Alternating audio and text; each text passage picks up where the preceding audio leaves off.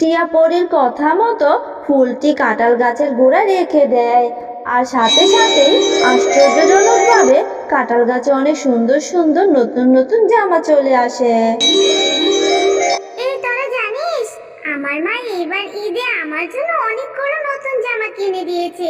সবগুলো জামা দেখতে অনেক সুন্দর। তোদের মা তোদেরকে কি কিনে দিয়েছে রে? এই টিয়া, তোর মা তোকে কি কিনে দিয়েছে? আমার মাও আমাকে জামা কিনে দিয়েছে। টিয়ার মা আবার ওর জন্য কি কিনে দিবে? ওর আগের বছরও কোনো জামা কিনা হয়নি। পুরনো জামা পরেই টিয়া ঈদ করেছে। আগের বছর আমার মায়ের কাছে কোনো টাকা ছিল না, তাই তো আমার মা আমাকে কোনো নতুন জামা কিনে দিতে পারেনি। তাই আমি পুরনো জামা পরে ঈদ করেছি। কিন্তু এবার আমি মাকে বলবো আমাকে নতুন জামা কিনে দিতে। তারপর নতুন জামা পরে ঈদের দিন তোদের সাথে অনেক মজা করব, ঘুরতে যাব। তাই নাকি রে টিয়া? আগের বছরও তো বলেছিলি তোর মা নাকি তোকে নতুন জামা কিনে দিবে। কই, তোকে তো কোনো নতুন জামাই কিনে দেয়নি। তুই সেই পুরনো জামা পরে ঈদ করেছিলি। শোন টিয়া, তোকে আমরা এইবার আগেই বলে দিচ্ছি, তুই যদি এইবার নতুন জামা না পরিস তাহলে কিন্তু তোকে আমাদের সাথে ঈদের দিন ঘুরতে নিয়ে যাব না। বন্ধুদের এমন কথা শুনে টিয়া মন খারাপ করে বাড়ি চলে আসে। মা, তুমি এইবার ঈদে আমাকে নতুন জামা কিনে দিবে, না হলে আমি কিন্তু কোনো খাবার খাবো না আর বাড়ি ছেড়ে চলে যাব কিন্তু। মারে, আমরা তো অনেক গরিব মানুষের বাড়ি কাজ করে যেই টাকা পাই সেই টাকা দিয়ে তো খাবারই কিনে খেতে পারি না। আর কয়দিন ধরে আমার শরীরটাও বেশ খারাপ যাচ্ছে, কোনো কাজই ঠিক মতো করতে পারছি না। আমার ম্যাডাম যে কি বলবে আল্লাহ ভালো জানেন। যাই হোক, যেই কয়দিন কাজ করেছিলাম সেই কয়দিনের টাকা যদি দেয় তাহলে তোকে একটা নতুন জামা কিনে দিব। কবে কিনে দিবে মা? ঈদের তো আর মাত্র 3 দিন বাকি আছে। আমাকে যদি এইবার তুমি নতুন জামা কিনে না দাও তাহলে আমি কিন্তু বাড়ি থেকে অনেক দূরে চলে যাব আর ফিরে আসবো না। তখন তুমি কান্নাকাটি করলেও কিন্তু লাভ হবে না।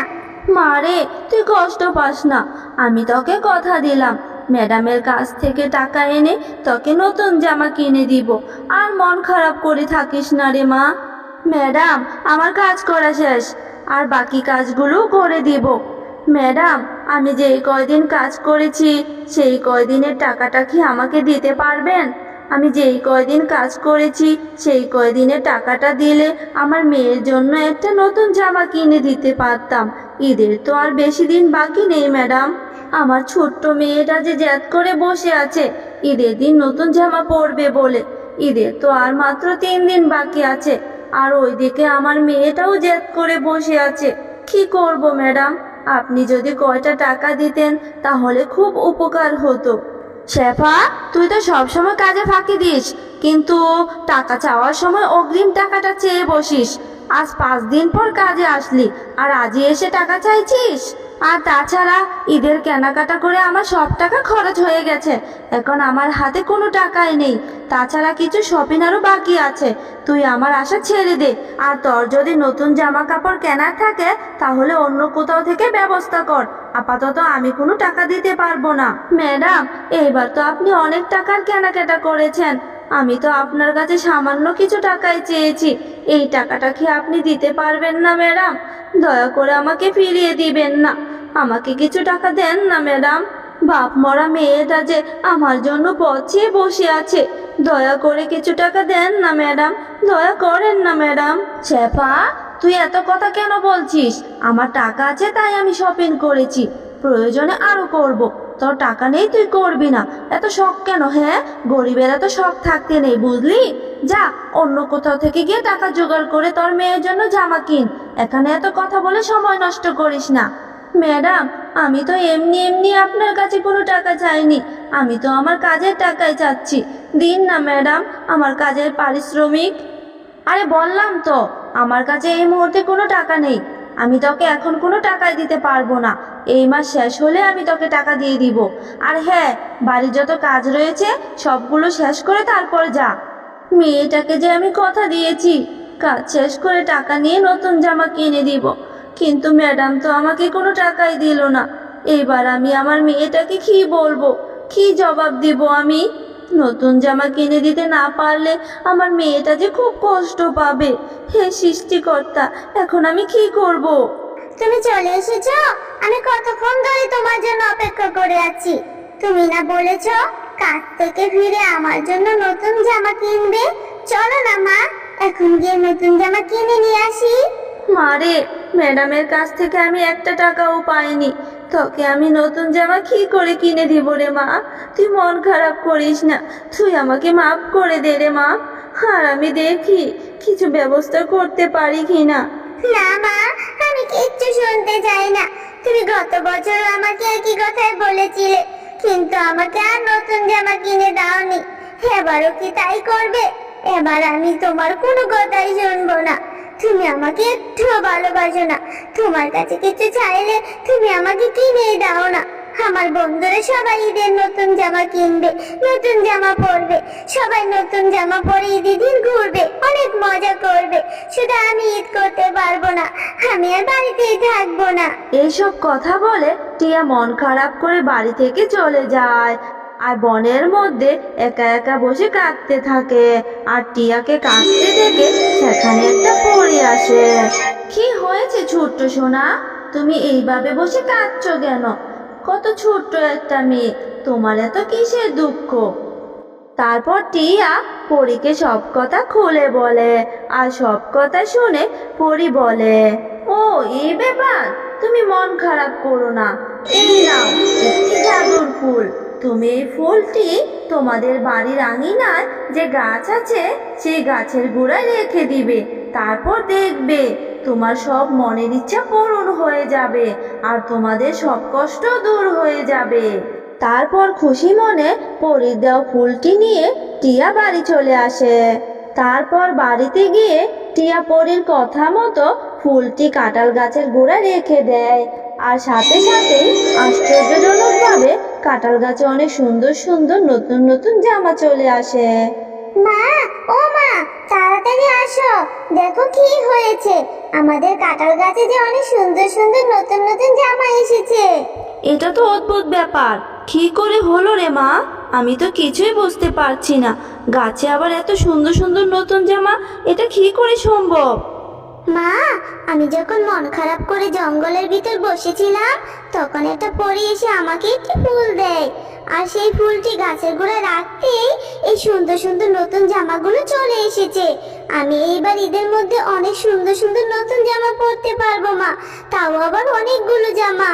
আমার যখন যেটা মন চাইবে তখন সেটাই পরতে পারবো। আর আমাদের গ্রামের মধ্যে যারা গরিব অসহায় আছে, যারা নতুন জামা কিনতে পারেনি, তাদেরকে আমি নতুন জামা দিব, যাতে করে সবাই ঈদের দিন নতুন জামা পরতে পারে। তারপর টিয়া গাছ থেকে নতুন জামা পেরে তার বন্ধুদের মধ্যে বিলিয়ে দেয়। এই নাও, এই ফুলটা তুমি বাড়িতে গিয়ে নিয়ে রোপণ করে দিবে। রোপণ করে তুমি যা চাইবে তাই পাবে। এই ফুলটি তোমার মনের ইচ্ছা পূরণ করে দিবে। লিপস্টিক আছে গো, লিপস্টিক, রং বেরঙের লিপস্টিক। বাবিরা, দিদিরা, বাচ্চারা, নিয়ে যাও নিয়ে যাও, রং বেরঙের লিপস্টিক নিয়ে যাও। ও শিয়ালিনী কাকিমা, তুমি এত সুন্দর সুন্দর লিপস্টিক এনেছো। লিপস্টিকগুলো দেখতে কি সুন্দর। আমার কাছে একটা লিপস্টিক বিক্রি করবে গো কাকিমা? হ্যাঁ রে মেয়ে, বিক্রি করার জন্যই তো লিপস্টিকগুলো নিয়ে এসেছি। তুই টাকা এনেছিস?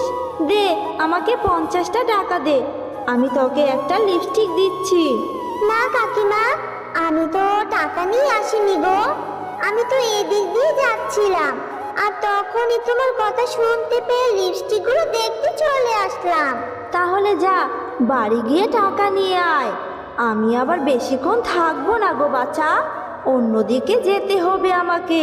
ঠিক আছে কাকিমা, আমি এক্ষুনি মায়ের কাছ থেকে গিয়ে টাকা নিয়ে আসছি। তুমি এখানে দাঁড়াও, কিন্তু আমি যাব আর আসবো। মা, ও মা, শিয়ালিনী কাকিমা অনেক সুন্দর সুন্দর লিপস্টিক নিয়ে এসেছে। আমাকে 50টা টাকা দাও না মা, আমি একটা সুন্দর দেখে লিপস্টিক কিনবো। দাও না মা টাকা। শিয়ালিনী লিপস্টিক নিয়ে এসেছে, তাতেই তুই দৌড়ে চলে এসেছিস?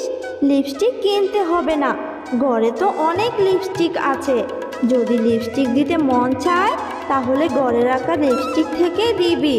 এত লিপস্টিক কেনা যাবে না, আমার কাছে এখন টাকা নেই। ও মা, ঘরে রাখা লিপস্টিক গুলো তো পুরনো হয়ে গেছে, আবার অনেকগুলো নষ্ট হয়ে গেছে। আমাকে একটা লিপস্টিক কিনে দাও না মা। কাকিমার আনা লিপস্টিক গুলো অনেক সুন্দর, আমার একটা নতুন লিপস্টিক লাগবে। তুমি আর না করো না মা। এত লিপস্টিক দিয়ে কি করবি? শুধু শুধু তো কিনে ফেলে রাখিস, দেওয়ার আর কোনো খবরই থাকে না। আমি কোনো টাকা দিতে পারবো না। ও মা, টাকা দাও না, মাত্র তো 50 টাকায়। দেরি করলে যে শিয়ালিনী কাকিমা আবার চলে যাবে। এইবার লিপস্টিক কেনার পর তোমার কাছে আর লিপস্টিক কেনার বায়না করবো না। দাও না মা 50 টাকা। আচ্ছা ঠিক আছে, তোকে নিয়ে আমি আর পারি না। এই নে 50 টাকা, তাড়াতাড়ি লিপস্টিক কিনে বাড়ি চলে আসবি কিন্তু। কাকিমা, এই নাও 50 টাকা, আমাকে একটা লাল রঙের লিপস্টিক দাও। এই নে মা টিয়া, তোর লাল রঙের লিপস্টিক। আহা কি আনন্দ আকাশে বাতাসে, আমি আজকে নতুন জামা পরে লাল রঙের লিপস্টিকটা দিব।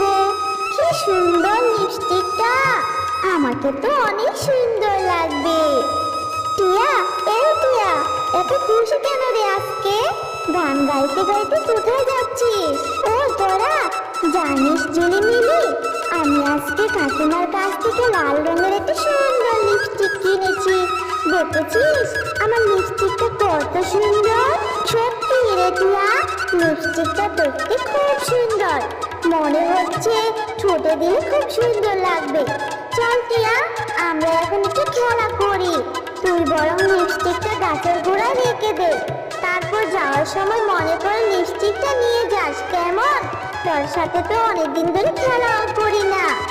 কিন্তু ঝিলিমিলি, মা যে আমাকে তাড়াতাড়ি বাড়ি যেতে বলেছে। দেরি করে গেলে যদি মা আবার আমাকে বকা দেয়? আরে কিচ্ছু হবে না, অনেকদিন হলো আমরা একসাথে খেলা করি না। একটু খেলা কর, তারপর না হয় চলে যাবি। এরপর টিয়া লিপস্টিকটা গাছের গোড়ায় রেখে খেলা করতে থাকে। হ্যাঁ রে, এখন তো অনেক দেরি হয়ে গেল, আমি বাড়ি চলে যাই। কালকে আমি আবার খেলা করতে আসবো।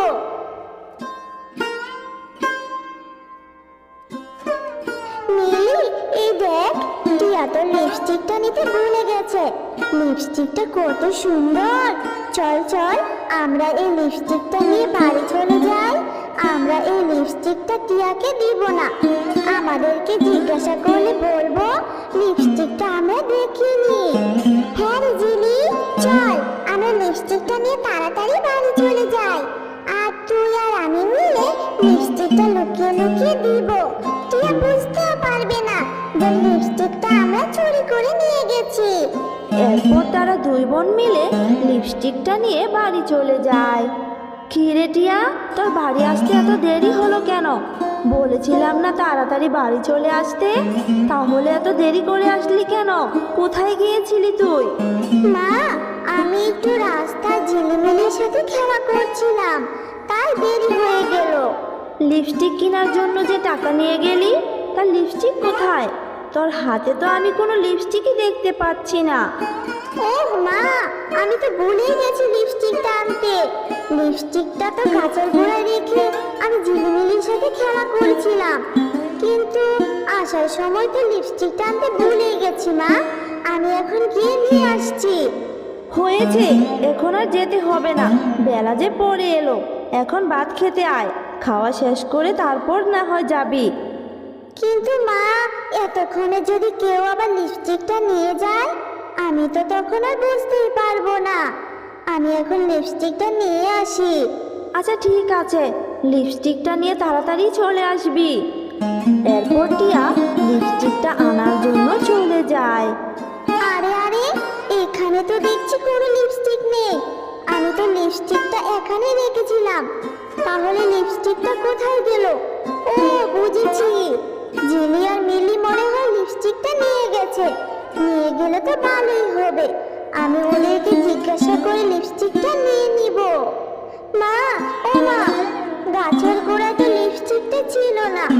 আমার মনে হয় ঝিলি আর মিলি লিপস্টিকটা নিয়ে গেছে। তুইও হয়েছিস না টিয়া, কতবার বলেছিলাম লিপস্টিকটা নিয়ে তাড়াতাড়ি চলে আসবি। না, তুই লিপস্টিকটা রেখে খেলা শুরু করলি। আবার কি করলি? লিপস্টিকটা রেখে চলে আসলি। এখন আবার ওদেরকে জিজ্ঞাসা করতে গেলে কি না কি ভাববে। ঠিক আছে, তাড়াতাড়ি খাওয়াটা শেষ কর, তারপর ওদের বাড়ি যাচ্ছি। মুন্নি ভাবি, টিয়াকে আমি একটা লিপস্টিক কিনে দিয়েছিলাম। আপনার মেয়েদের সাথে খেলা করার সময় লিপস্টিকটা গাছের গোড়ায় রেখেই চলে আসে। লিপস্টিকটা কি আপনার মেয়েরা নিয়ে এসেছে? ওদেরকে একটু জিজ্ঞাসা করেন না ভাবি। কি সব বলছিস রে শেফা? আমাদেরকে কি তোর ভিখারি মনে হয় নাকি যে তোর সস্তা লিপস্টিকটা আমার মেয়েরা নিয়ে আসবে? আমার মেয়েদেরকে এই সস্তা জিনিস ব্যবহার করতে দেই না। মেয়েরা আমার দামি দামি জিনিস ব্যবহার করে অভ্যস্ত। ভালো করে দেখ তোর মেয়ে কোথায় না কোথায় লিপস্টিকটা ফেলে এসেছে, আবার আমাকে জিজ্ঞাসা করতে এসেছিস? এত সাহস কোথায় থেকে পাস রে শেফা? ভাবি, আপনি এইভাবে বলছেন কেন? বাচ্চাদের জিনিস বাচ্চারা তো ধরতেই পারে। বাচ্চারা তো দামি আর কম দামি বুঝে না, একটু জিজ্ঞাসা করলেই তো হয়ে যায়। খবরদার বলছি, আমার মেয়েদের ব্যাপারে একদম আজে বাজে কথা বলবি না। আমার মেয়েরা এসব সস্তা জিনিস নিয়ে আসেনি। যা এক্ষুনি আমার বাড়ি থেকে চলে যা বলছি। এরপর তারা মা ও মেয়ে মন খারাপ করে সেখান থেকে চলে আসে। মা, আমার জন্য তোমাকে আজ কত কথা শুনতে হলো। আমি আর কোনোদিন কোনো কিছু কিনার বায়না ধরবো না। আমি আর তোমার কথার অবাধ্য হব না মা। হ্যাঁ রে মা, মুন্নি ভাবি শুধুই কতগুলো কথা শোনালো। যাই হোক, আমি এখন কাজে যাচ্ছি, তুই বাড়ি চলে যা রে মা। মন খারাপ করিস না, টাকা হলে আমি তোকে আবার লিপস্টিক কিনে দিব। আজকে আমার মনটা খুবই খারাপ। আমি এক কাজ করি, এই বাগান থেকে ফুল নিয়ে যাই, বাড়ি গিয়ে মালা গাঁথবো, তাতে যদি মনটা একটু ভালো হয়। টিয়া, এই যে আমি ফুলের রানী। কি হয়েছে তোমার? মনটা খারাপ কেন? এরপর টিয়া ফুলের রানীকে সব ঘটনা খুলে বলে। ও, তাহলে তো তোমার সাথে খুব অন্যায় হয়েছে। তুমি মন খারাপ করো না, আমি তোমাকে একটি উপহার দিচ্ছি। এই নাও, এই ফুলটা তুমি বাড়িতে গিয়ে নিয়ে রোপণ করে দিবে। রোপণ করে তুমি যা চাইবে তাই পাবে। এই ফুলটি তোমার মনের ইচ্ছা পূরণ করে দিবে।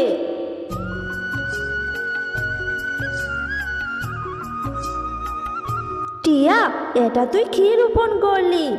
মা, এই ফুলটা আমাকে ফুলের রানী দিয়েছে আর বলেছে রোপণ করে সৃষ্টিকর্তার কাছে যা চাইবো তাই পাবো। লিপস্টিকটা হারিয়ে দেখছি তোর মাথাটা পুরোই নষ্ট হয়ে গেছে রে টিয়া। এরপর রাতের বেলা ফুলের রানী এসে জাদু করে একটা লিপস্টিক গাছ এনে দেয়। মা, ও মা, এই দেখো আমাদের উঠোনে কত বড় একটা লিপস্টিকের গাছ হয়েছে, আর গাছে কত লিপস্টিকও ধরেছে। মা, টিয়া, এটা জাদুর লিপস্টিকের গাছ। এই গাছের লিপস্টিক কখনো শেষ হবে না। তুমি অনেক ভালো টিয়া, তাই সৃষ্টিকর্তা তোমার মনের ইচ্ছা পূরণ করেছে। এখন থেকে এই গাছের লিপস্টিক তুমি দিতে পারবে, আবার তোমার মা বাজারে বিক্রিও করতে পারবে। হ্যালো বন্ধুরা, গল্পটি ভালো লেগে থাকলে চ্যানেলটি সাবস্ক্রাইব করে দিও আর পাশে থাকা বেল আইকনে প্রেস করে আমার পাশেই থেকো। ধন্যবাদ সবাইকে। সুন্দরপুর নামে সুন্দর একটি গ্রাম ছিল, আর সেই গ্রামে ছোট্ট টিয়া বাস করত। কিছুদিন আগে তার মা বাবা দুর্ঘটনায় মারা যায়। তারপর থেকে টিয়া তার মামা মামির কাছেই থাকতো। হ্যাঁ রে টিয়া, তুই এতক্ষণ কোথায় ছিলি রে? সারাদিন শুধু খেলা আর খেলা, তাই না? মামি, আমি কোথায় খেলতে গেলাম গো? তুমি তো সকালবেলায় আমাকে কতগুলো কাপড় কাচতে দিলে, আর আমি তো সেইগুলোই পরিষ্কার করতে নদীতে গেলাম। কি রে, তুই তো দেখছি আমার মুখে মুখে কথা বলছিস। শোন, আমার সাথে একদম তর্ক করবি না, এই বলে দিলাম, নইলে কিন্তু আমার এই বাড়ি থেকে তোকে তাড়িয়ে দিব, বুঝলি? মামি, আমার ভুল হয়ে গেছে, আমি আর তোমার মুখে মুখে কথা বলবো না। কিন্তু মামি, তোমাকে একটা কথা বলবো। আসলে মামি, কাল আমার স্কুলে ফি দিতে হবে।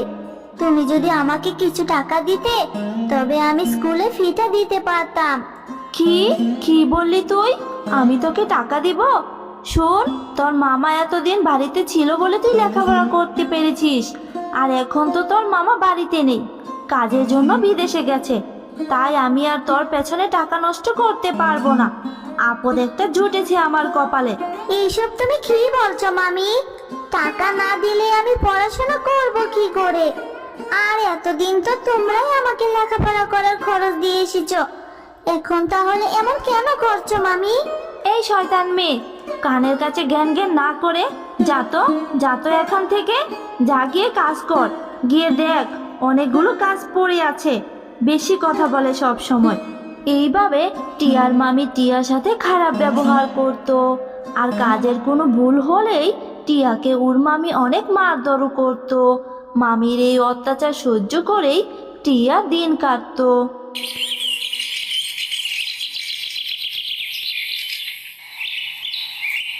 একদিন টিয়ার মামি টিয়াকে অনেক মারধর করে আর বকাঝকাও করে। টিয়া মামির কথায় মন খারাপ করে নদীর কাছে এসে অনেক কান্নাকাটি করে। মা, বাবা, তোমরা আমাকে রেখে কেন চলে গেলে? আমাকেও কেন তোমাদের সাথে করে নিয়ে গেলে না? আমি আর এই নিষ্ঠুর পৃথিবীতে বাঁচতে চাই না। আমাকেও তোমার সাথে নিয়ে যাও মা, বাবা। এরপর টিয়া যখন বাড়ি চলে আসতে থাকে, তখনই নদীর ধারে একটি গাছ দেখতে পায়, আর গাছে মাত্র একটাই ফুল ধরা ছিল। আরে, এই ফুলটা তো দেখছি অনেক সুন্দর। আমি কখনো এমন সুন্দর ফুল দেখিনি। যাই, আমি বরং এই ফুলটা ছিঁড়ে বাড়ি নিয়ে যাই, আর বাড়ি গিয়ে ফুলটা মামিকে দিব। তাহলে মামি আমার উপর অনেক খুশি হয়ে যাবে, আমাকে আর বকাঝকা করবে না।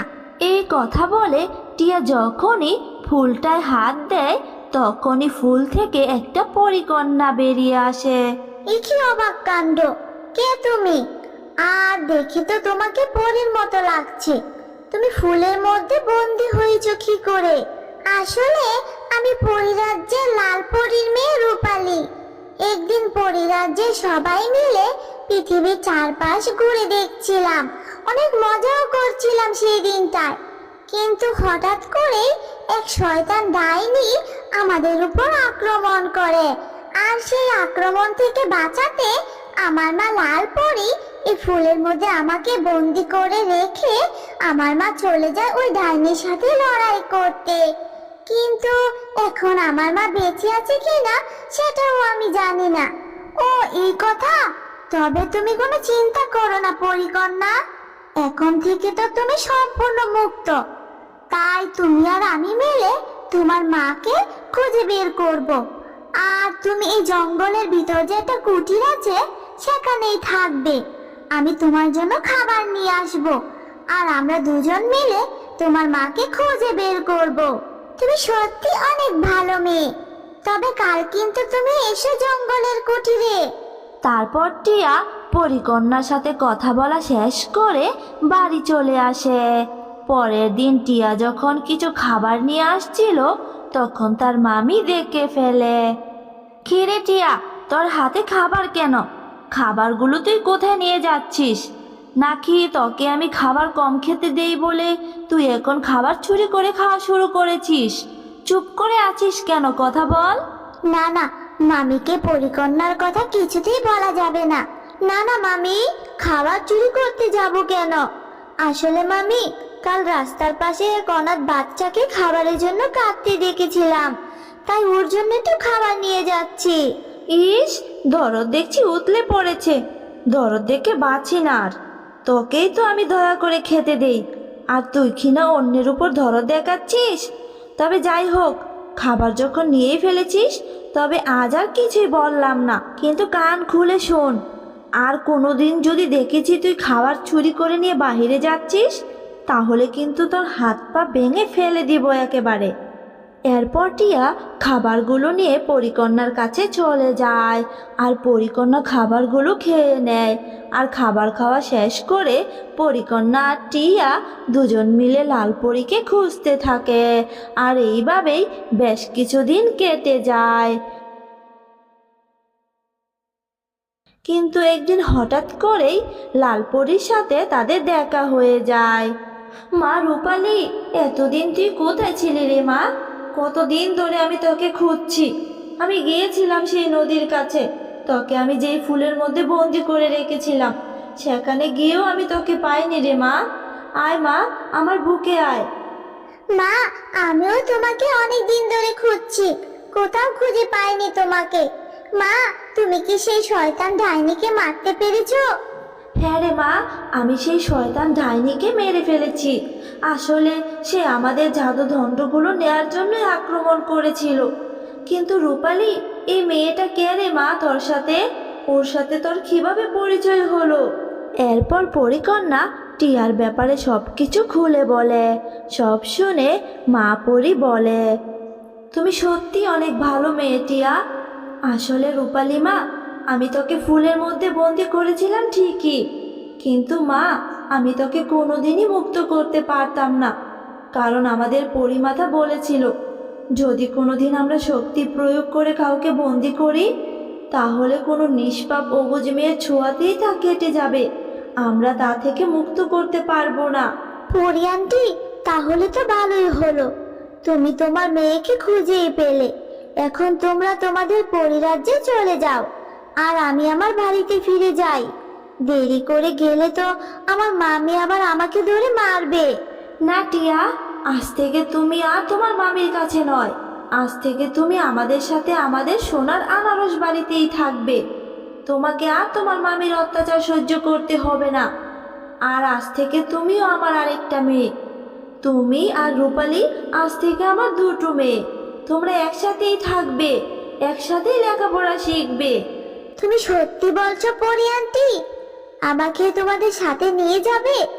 জানো, আমার না এত কষ্ট আর সহ্য হয় না। এরপর তারা সবাই মিলে পরিরাজ্যে সোনার আনারস বাড়িতে চলে যায়। সোনার আনারস বাড়িতে ঢুকেই টিয়া দেখে সেখানে সোনা দানা হিরে আর দামি দামি অনেক কিছুই আছে, যা দেখে টিয়া অনেক খুশি হয়ে যায়। এরপর থেকে টিয়া পরিদেশে সোনার আনারস বাড়িতেই সুখে দিন কাটাতে থাকে। হ্যালো বন্ধুরা, গল্পটি ভালো লেগে থাকলে চ্যানেলটি সাবস্ক্রাইব করে দিও আর পাশে থাকা বেল আইকনে প্রেস করে আমার পাশেই থেকো। ধন্যবাদ সবাইকে।